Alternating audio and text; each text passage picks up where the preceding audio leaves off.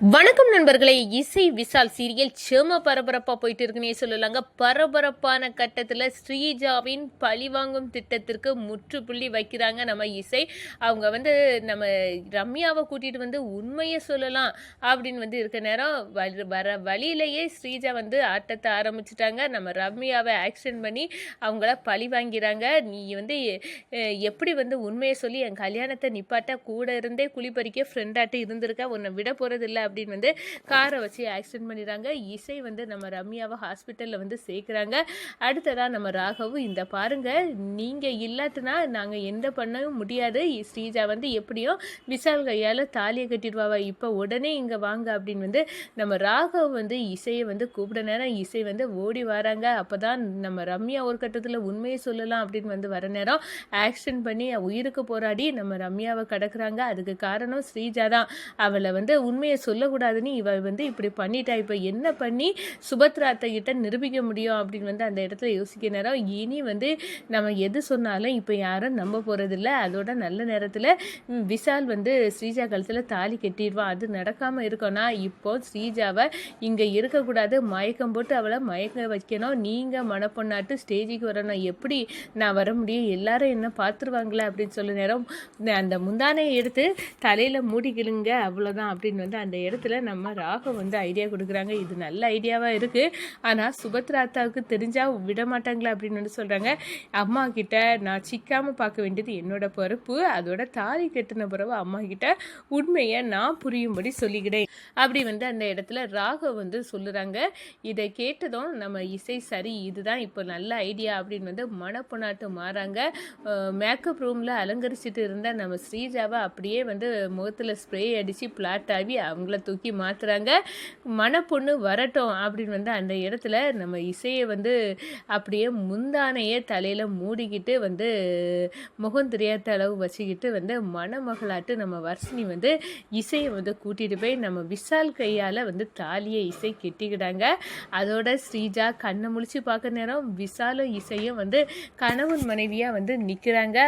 அவ முகத்தை மூடிக்கிட்டு தாலியை விஷால் கையால் கெட்டிக்கிட்டா இந்த இசை அப்படின்னு அந்த இடத்துல ஸ்ரீஜா பயங்கர கோபத்தோட கொந்தளிச்சு இசை அப்படின்னு அந்த இடத்துல வராங்க. அதிர்ச்சியில் நிற்கிறாங்க சுபத்ரா. அப்போது தாலி கட்டியிருக்குது இசைக்கு தானா, ஸ்ரீஜாவுக்கு இல்லையா அப்படின்னு மிரண்டு போய் நிற்கிறாங்க. சிந்தாமணி, ஐயோ ஸ்ரீஜா நீ இங்கே இருக்கிறேன்னா அங்கே இருக்கிறது இசையா அப்படின்னு அந்த இடத்துல கேட்குறாங்க.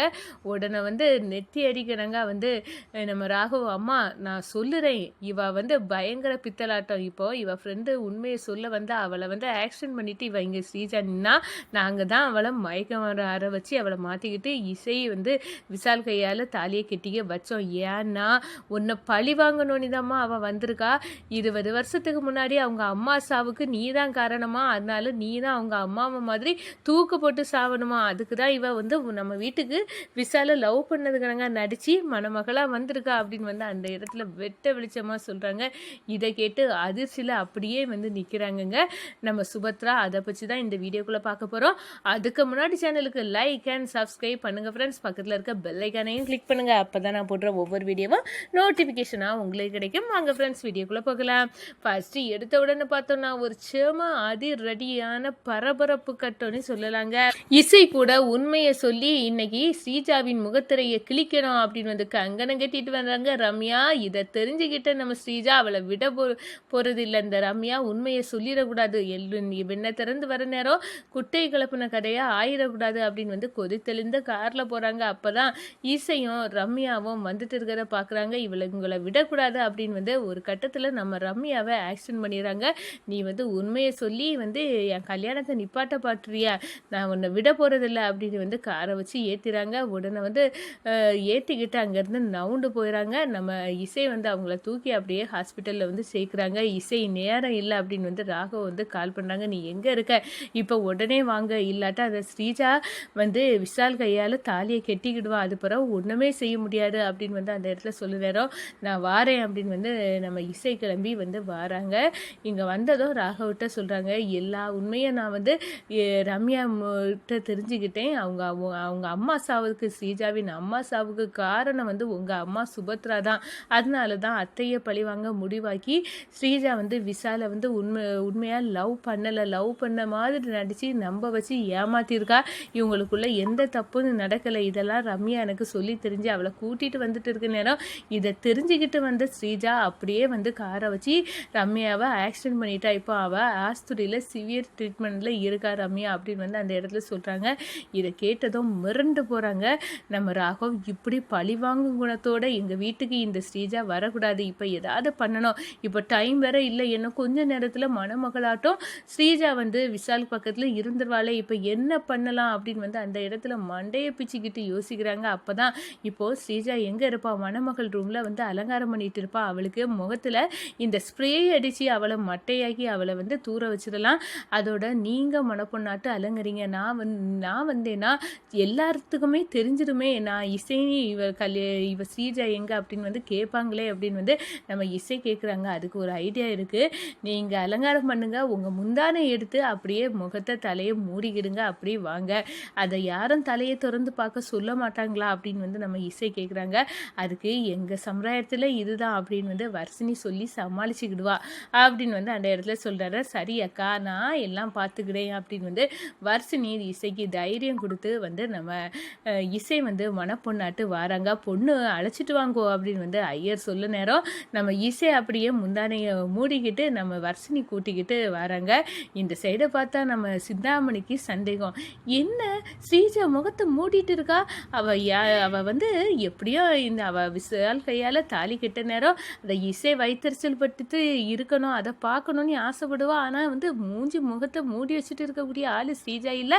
அதுவும் இல்லாமல் இந்த இசையை வேற காணல, என்னதோ நடந்திருக்கோ, என்ன இருந்தா என்ன கொஞ்ச நேரத்தில் விஷால் வந்து ஸ்ரீஜா கழுத்தில் தாலி கட்டிடுவான். அது பிறகு ஸ்ரீஜாவோட இதுதான் நடக்கும் இந்த வீட்டில் அப்படின்னு வந்து அந்த இடத்துல வந்து சந்தோஷப்படமாக இருக்காங்க நம்ம சிந்தாமணி. இந்த சைடு பார்த்தோன்னா சுபத்ரா கேட்குறாங்க, ஏன் பொண்ணு துணியை வச்சு மூடி இருக்கு வர்ஷினி அப்படின்னு வந்து கேட்க நேரம் ஸ்ரீஜா துணியை வச்சு மூடி இருக்கானா, அவங்க சம்பிரதாயத்தில் இப்படி தான் அப்படின்னு வந்து சொன்னால் அதனால தான் மூடி வச்சுருக்கோம் அப்படின்னு வந்து அந்த இடத்துல சொல்லுறாங்க. இதை கேட்டதும் சரி அப்போ வந்து இருக்கட்டும், விஷால் வந்து உனக்கு ஓகே தானே அப்படின்னு வந்து கேட்குறாங்க சுபத்ரா. ஆமாம்மா எனக்கு ஓகே தான் அப்படின்னு வந்து அந்த இடத்துல வந்து சரின்னு வந்து விஷால் கையால் வந்து நம்ம இசை வந்து தாலியை கெட்டிக்கிடாங்க. ஸ்ரீஜானி அவங்களுக்கு சந்தேகம் வரலை, அப்படி வந்து நடந்துடுது.